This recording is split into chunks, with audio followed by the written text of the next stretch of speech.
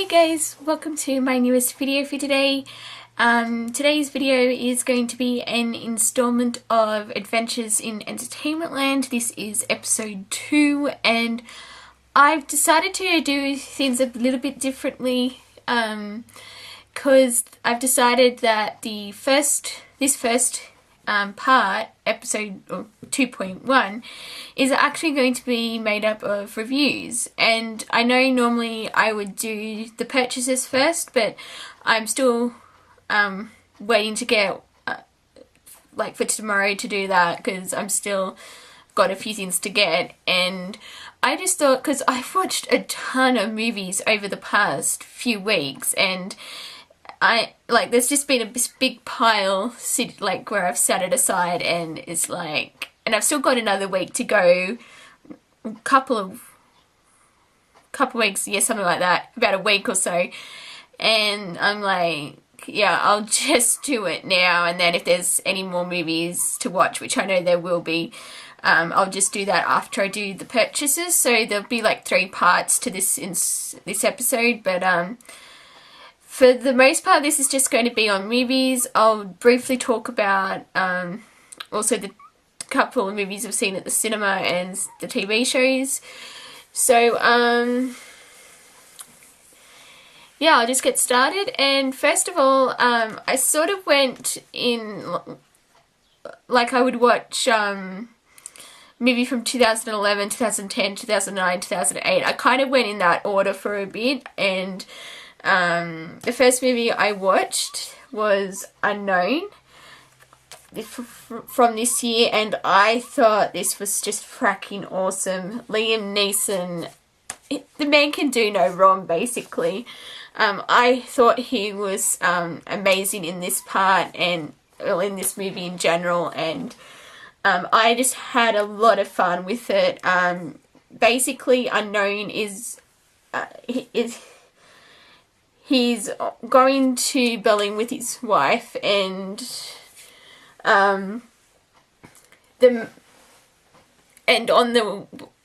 once they check into the hotel, he realizes he's left his briefcase behind at the airport, and he has to go back and get that. But on the way back to the airport, he's in in the taxi. There's a car accident, an accident, and he winds up in a coma.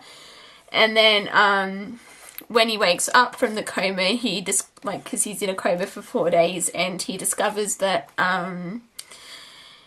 because when he tries to find his wife, she claims to have never met him, and there's another doctor, because his character's name's Dr. Martin Harris, and there's another Dr. Martin Harris, and so he's trying to figure out, the movie's about him trying to piece together his identity and why someone would try to impersonate him. And yeah, it's just really good. I really enjoyed it.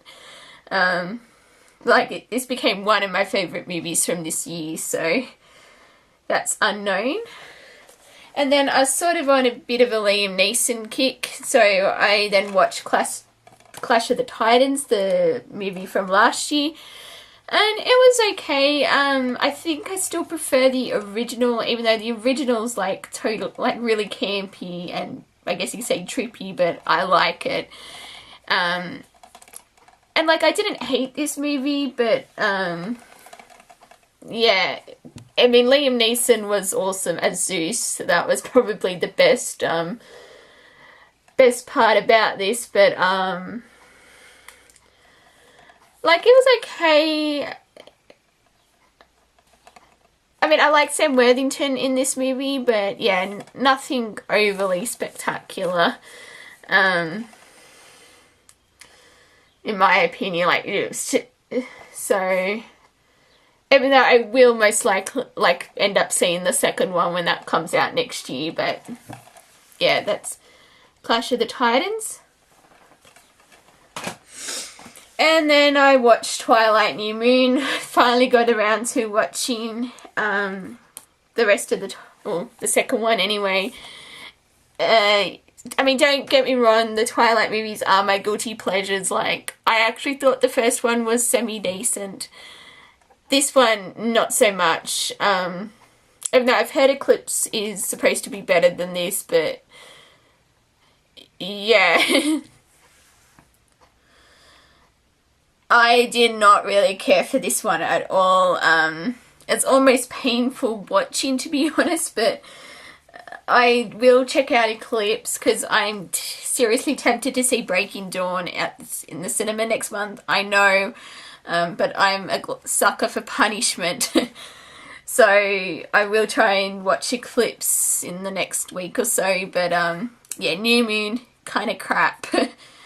The only person who did, well, two people really, and that was Charlie, Bella's father.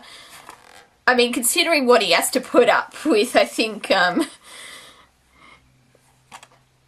his character's just awesome anyway, but yeah, there's Charlie, and then also Taylor Lautner, who plays Jacob. He was at least seemed to be the only one who was trying to do a, like with acting wise. Oh, and also, I like Alice Cullen. So there's three, but other than that, yeah, this movie's not very good. And to make up for the crappiness of that movie, I then watched a movie that was really good, and that was Slumdog Millionaire. I finally got around to seeing it, and wow, this movie deserved all the Oscars that it got. It's such a powerful film.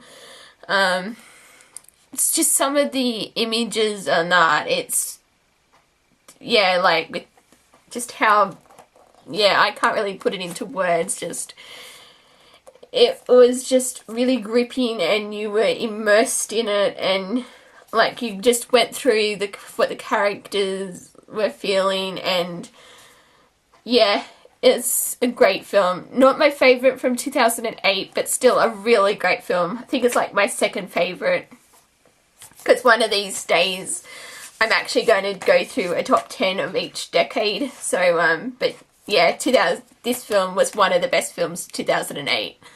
And I actually wish I'd gone and seen this in the cinema. So, that's Slumdog Millionaire. And then I watched Next with Nicolas Cage, and I liked it. I thought it was just a lot of fun. I was kind of surprised by the ending. I didn't, because it didn't really have a clear ending. Like, I mean, I don't know how to explain it, but, because like you went through the main, so I don't want to give it away, but even though I'm sure most people have already seen this, but yeah, I'll just say that I was actually surprised by the ending. I didn't think it would end in that way, because it kind of left it open-ended. So, I mean, I don't know if that's because they were, at the time, they were planning to do a sequel, or, because I haven't heard anything about it. They're making a second one to this, but yeah, I did like it. I just thought it was a lot of fun. Like a good, fun sci-fi thriller, I guess you'd call it. So, basically what this movie is about is Nicolas Cage's character. He can see into the future by like a few minutes, I think it is. Yeah, a few minutes. And he can see what's going to happen before it happens, and then like he can react based on the information he's getting.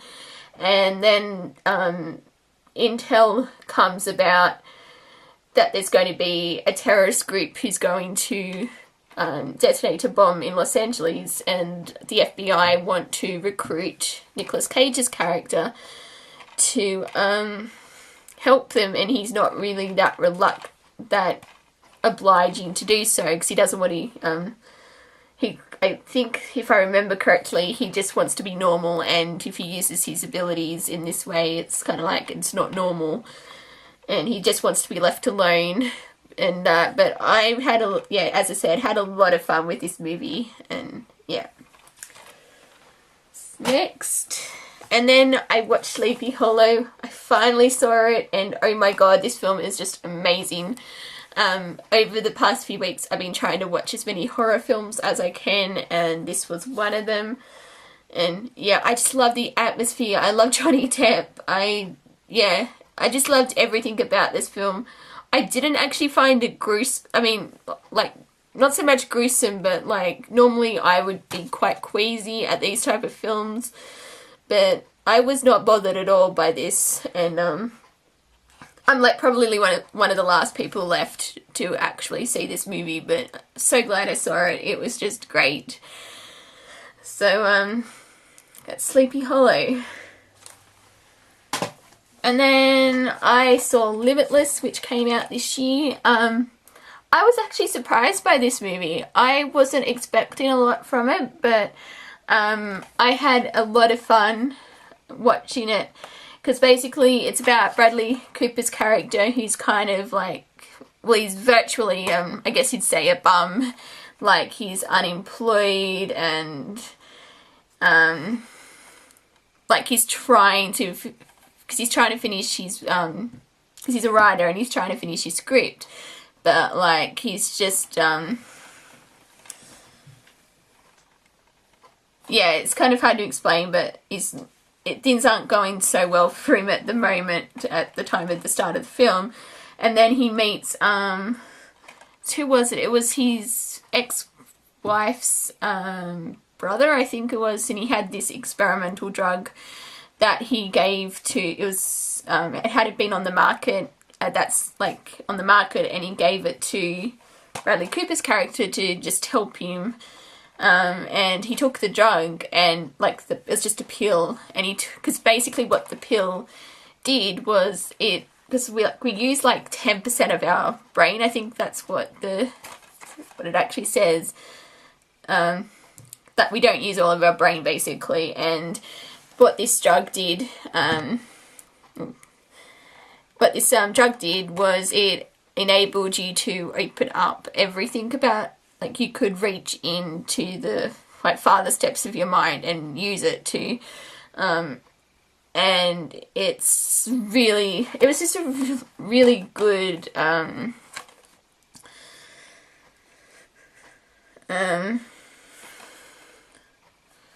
don't know if you call it a thriller or, yeah, action thriller is what they described it. It's, yeah, it was really fun to watch, and kind of wish I had,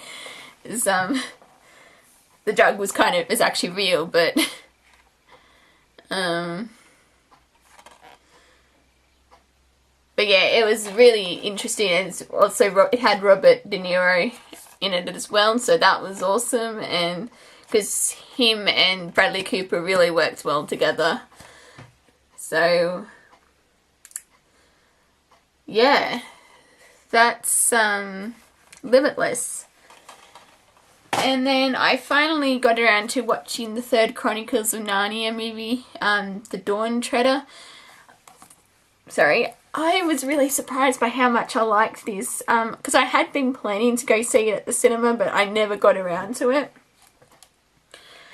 And yeah, I mean, it's not as good as the first one, but I think it was, in my opinion, it was better than Prince Caspian, even though I liked that. The only thing, the cousin, I think that's what, Eustace, was that his name? He's kind of annoying through most of the film, but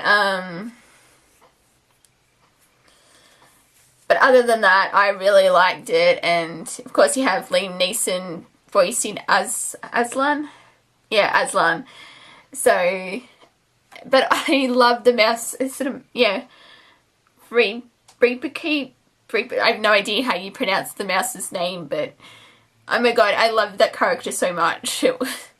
But yeah, overall, really good installment. I haven't heard if they're making any more, because I don't think this one did too well at the box office, but I actually hope there is more Narnia films, because I do quite enjoy these. So, it's the Chronicles of Narnia, The Voyage of the Dawn Treader.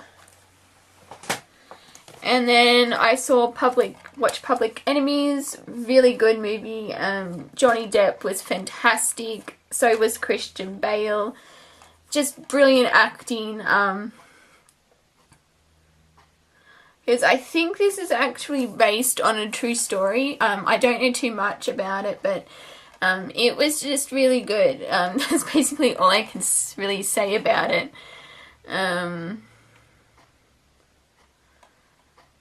Because I thought it was, yeah, just really interesting, and yeah, because basically Johnny Depp plays he's a bank, like a high profile bank robber, I guess you'd say, and he's like the most wanted person, and the FBI has been trying to track him for years, and then he comes across this woman, and he falls in love with her, and yeah, it's kind of weird. I can't really explain it, but I really like this movie. So, Public Enemies. And then I watched The Curious Case of Benjamin Button. I finally got around to seeing it. It's just amazing. Really good story. That's another one from 2008. Yeah, I can't really say much else. It looks stunning on Blu-ray, I'll put it that way. And the cast was great. Like, you had Brad Pitt and Cate Blanchett, and yeah, that's really all I can say about it, really. It's just, yeah, a really good film. So, yeah. Curious Case of Benjamin Button. And then I watched the Rocky Horror Picture Show. I've already seen this like heaps of times, but it's the first time on Blu-ray. It looks amazing on Blu-ray, and yeah, I just love this film so much. Never grows old. It's just, yeah, a classic. And my favourite songs in this are The Time Warp, Wild and Untamed Thin, Whatever Happened to Saturday Night, Eddie's Teddy, Touch Me, Science Fiction Double Feature. It's just, yeah, classic. And I'd actually love to be in the stage show of Rocky Horror. I think that would be so much fun. So, yeah, this Rocky Horror Picture Show.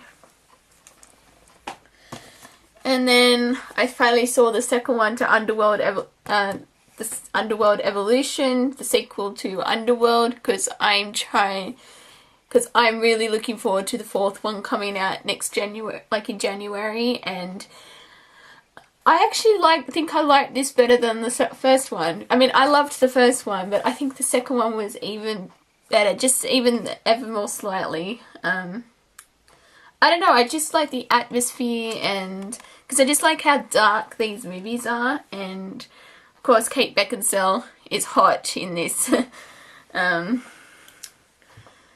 So yeah, really awesome. And so now I just have to see Rise of the Lycans, even though I know that's like a prequel, but I still want to see all three before I see the fourth one. So, because I definitely want to see that at the cinema. So that's Underworld Evolution. And then I'm going to be talking about it in a little bit, but as you know, I went to Sydney last week, and one of the reasons I went was to see the 25th anniversary like production of The Phantom of the Opera, which was only playing in select cinemas. So I went and saw that, and I'll just say now, amazing. And then I came home, and over the weekend, I think it was, I just had such a craving to watch more Phantom of the Opera, so I watched the movie. Because, again, I watched this on Blu-ray because I upgraded from my DVD. Amazing. Not as good as the stage show. This film does have flaws, but I just like watching it and listening to it. And, I would totally choose the Phantom if I was Christine, but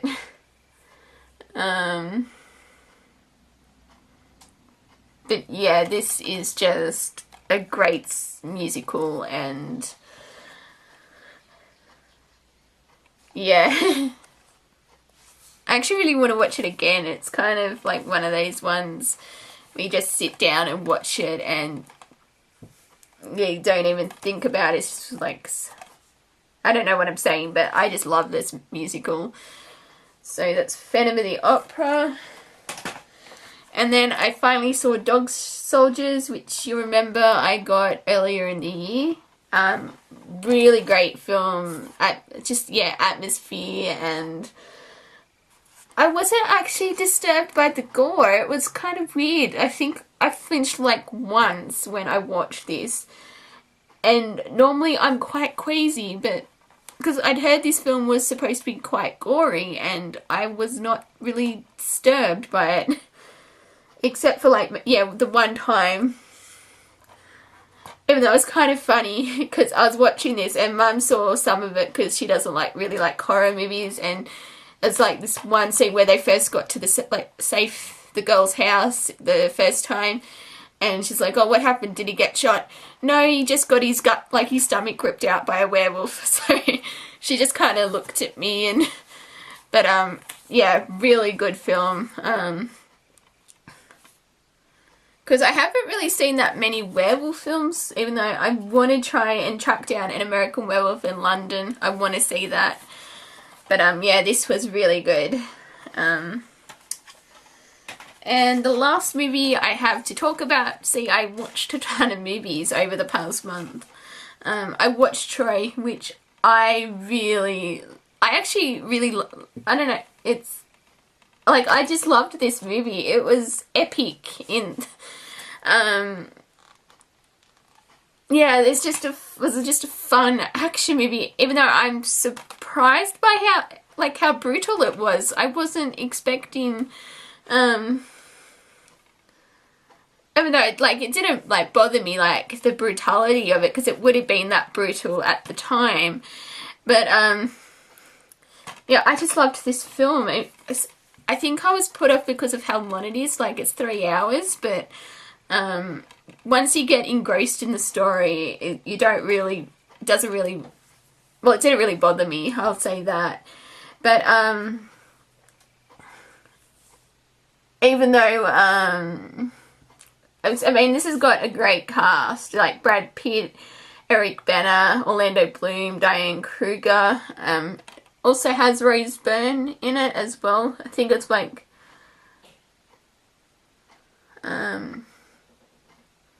it was a major film, I think, because I know she had a really small part in Attack of the Clones. But because that's another thing, I read the parody of this, because I don't know if many of you know it, but Movies in 15 Minutes. It's a parody of movies, and it's on LiveJournal if you just type it in. But the parody to this was one of the funniest I ever seen, because she did a parody to, because I've actually got her book that Cleo Linda Jones, I think that's the name. But because she's done heaps of parodies for Twilight, Harry Potter, Van Helsing, 300, just a variety of different ones. And she did one for Troy, and it's so funny. It's because in this actual story, because Achilles is actually gay in the main thing, and of course in the movie not so much with the gay. But it's because I know a lot of, I think with the history and that, and because, what's his name? In the movie they were cousins, but Patroclus, something like that. Yeah, because that's who he's supposed to be with, not lovers and the thing, not so much with being cousins. But in the parody, when they were introduced in the thing, because he said that the guy was cousins, totally cousins. And, but yeah, it's just this, I don't know, it's just so, reading the parody, it just kind of, and then because you had with Rose Byrne writing letters to George Lucas thanking him for discovering her, and because she was surrounded by hot guys and everything, and also with the one where Hector and Achilles fought, and when he's just he's screaming Hector and all that time, and he's there saying goodbye to everyone, and reading that out in a parody, it's because the scene was supposed to be quite serious, but reading the parody, it was hilarious in the theme. But go and read the parody if you liked the movie. That's what I'll say, because otherwise I'll spend the rest of the video talking about this. But yes, Troy, really good film. So that's all the main movies I've seen. I haven't actually watched any of my TV shows on DVD. I did start watching House Season 1, but I've been distracted and haven't got back to watching that, but I'll finish that soon. So hopefully that'll be in next month's reviews. But the main ones, I've got 2 movies to talk about that I saw at the cinema. If you've seen my ticket stubs video, you'll know I saw Footloose, the remake. I was kind of disappointed. It wasn't what I was actually expecting, because I thought it was going to be like actual singing and dancing and like in the stage musical, and it wasn't. And yeah, I mean, I didn't hate it, just not my favourite from this year. Actually, probably my least favourite film that I've seen this year so far, and because I gave it about a 7 out of 10. So it was only because of the friend who didn't like dance, like said he couldn't dance. That kid, he was hilarious. That was pretty much what saved the movie for me. And then, of course, I saw Phantom of the Opera, the 25th anniversary, live from Royal Albert Hall. Oh my word, it was just so incredible seeing on the big screen. I'm so glad I went and saw it. It's just epic, and I loved it a lot, essentially. So, because I've pre-ordered the Blu-ray for it, which comes out next month, so I'm definitely grabbing that. Just to rewatch again, but because what it was it was a concert, but they were actually in costume and they were acting out the scenes in this, like, the stage space, so it was like you were watching a special performance of it. So it's different from how they did the 25th anniversary of Les Mis, where they were just with the mostly just with the microphones, but this one they were actually acting it out and it was so good. And yeah, I want to see it again, so but I have to wait till next month. But that was that. And then just briefly on the TV shows, first of all, I'm actually disappointed Charlie's Angels got cancelled. I mean, I've only seen the first 2 episodes, but they didn't show the 3rd one, because I went to watch it and The Big Bang Theory was on and it was advertised as being on, and yeah, and then I found out a week later they'd cancelled it after like 4 episodes. And yeah, because I did actually, as I said, I liked it and I would have liked to have seen more of it, but oh well. Even though, because like the main reason I watched it was because of Rachel Taylor, who's an Australian actress, but I'm sure she's not going to have problems finding work, because I've actually read that Grey's Anatomy were trying to, because she was on there for last season, and they were trying to get her back on as a regular. So yeah, I don't think she's going to have trouble finding work, but just kind of sucked that Charlie's Angels was cancelled. But I guess that's like the first casualty of the 2011-12 season. But and just because the other 2 shows that I watch are NCIS and Hawaii Five-0, and I'm loving both right now. NCIS, she had actually, I think my favourite episode has been the one where with McGee's grandmother. I thought that was pretty hilarious, not hilarious, but because Lily Tallman guest starred on that, and that was what I was most excited about. It's like, oh, she's playing McGee's grandmother, and I was like, how's that going to work? Even though I was actually quite surprised to find that, because, you know, in the show, like, it's very much a character-driven show, and, you know, like, obviously you've got family problem, you're going to have family problems in like all walks of the different shows, but it turned, because in the episode it was revealed that McGee hadn't spoken to his father in like 7 years, and from the understanding I got watching the show was that even though the McGee's father's quite strict, being like I think it's an admiral in the Navy or something, because I know it was referenced that McGee used to get head slapped a lot. So, because I think Tony then made the remark, that it's like second nature with Gibbs's head slaps. But yeah, it's just kind of, because that means like all three of the main characters have, like McGee, Tony and Ziva, they've all got like daddy issues in the, then it's just kind of weird how that kind of all transpired. But well, even though I think Ziva's one would be quite, you can't blame Ziva's for the way she is given who her father is, but yeah, that's just an observation. But I did really like the episode that it just aired, the one where Abby was going for a kidney donation. I actually did think that was a really good episode for Abby, and like, I'm not going to say what happened at the end, but because I did know there was going to be something revealed about Abby, but it wasn't quite what I was expecting. So, but yeah, just have to wait and see how that plays out. And yeah, with Hawaii Five-0, I'm, yeah, again, loving it. Really interested to see what Kono's gotten herself into.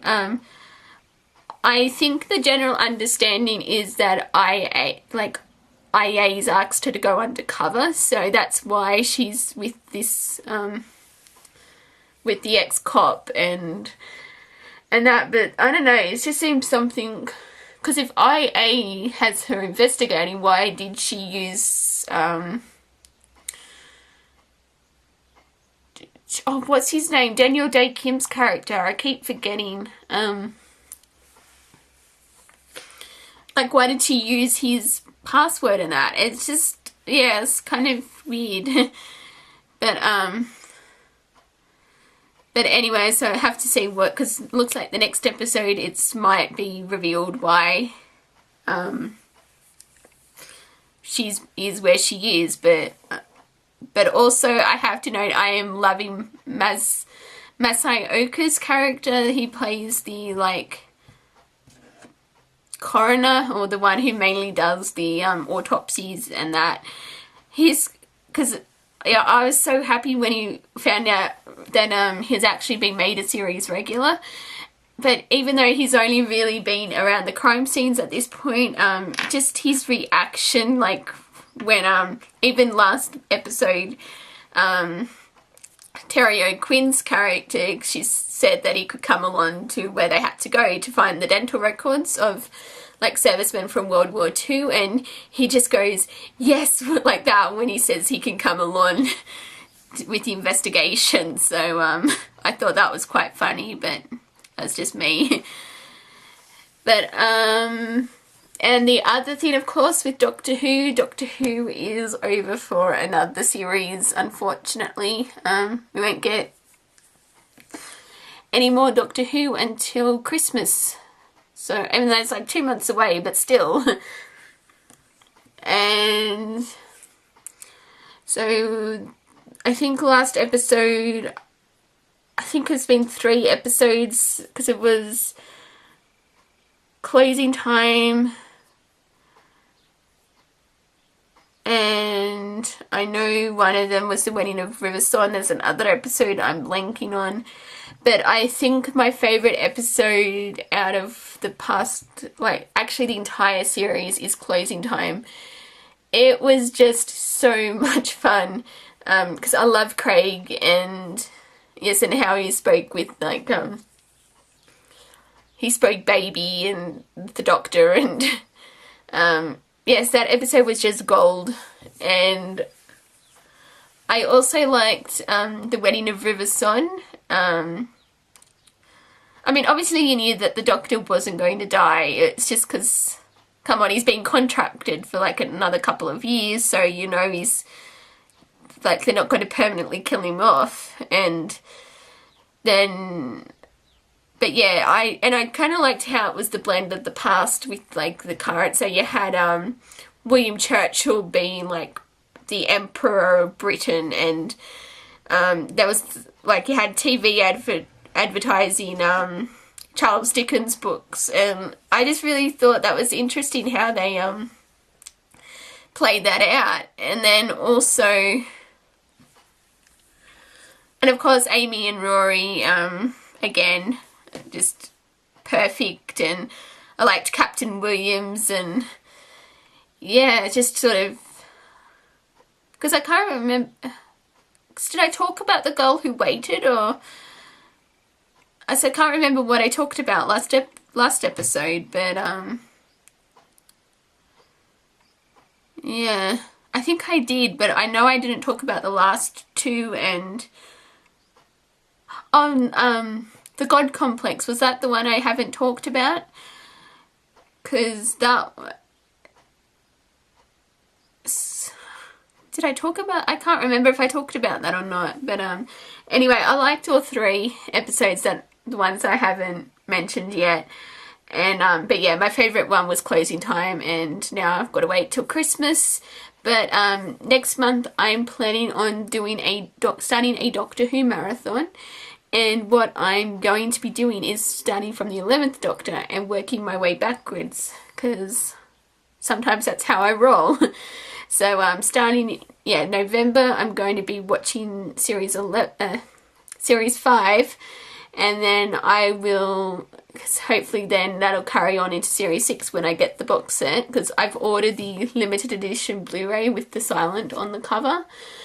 And yeah, so then I can go into that, and then it's just like watching the new Doctor Who, and then I can start with, I can then go David Tennant's era. Then it's, so I go series 2 to 4.5, and then series 1, and then go 8, 7, 6, 5, etc. And then I'll finally get around to watching the classic Who that I haven't watched yet. And then it sort of also leaves space open for like when with the new releases, because I know the first classic release of the new year will be the unit box set with Invasion of the Dinosaurs and the Android Invasion. I'm especially looking forward to Invasion of the Dinosaurs, because I've only seen that the one time, because I watched that on YouTube ages ago when I was first starting out with the classic Who. But yes, I'm really glad to have that on DVD, but of course I'll be watching that when I get to the 3rd Doctor era. So I think that's it at this point in time. So my next video will be my purchases video, where I show what I've gotten over the past month. And until my next video, I will see you guys next time. Bye!